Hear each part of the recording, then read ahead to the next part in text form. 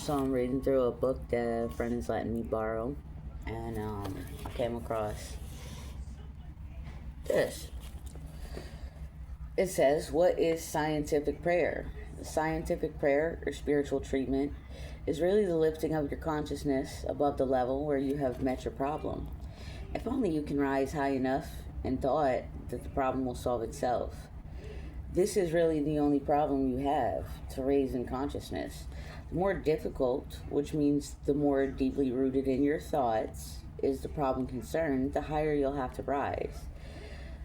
What is called a small trouble will yield to a slight raise in consciousness. What is called serious difficulty will require a relatively higher rise.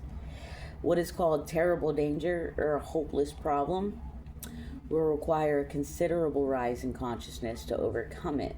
But that is the only difference. I don't know.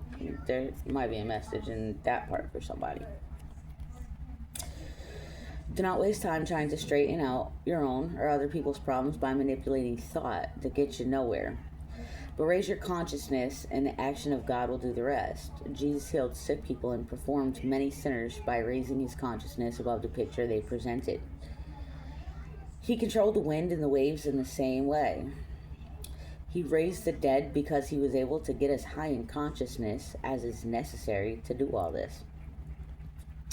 To raise your consciousness, you must positively withdraw your attention from the picture for the time being, the golden key, and then concentrate gently upon spiritual truth. You may do this by reading the Bible or any spiritual book that appeals to you, by going over any hymn or poem that helps you in this way, or by the use of one or more affirmations, just as you like.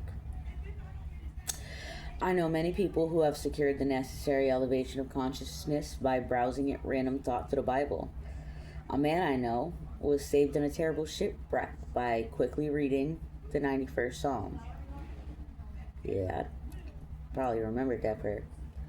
Another man healed himself of a supposedly hopeless disease by working on one affirmation: God is love, until he was able to realize something of what the greatest of all statements must really mean.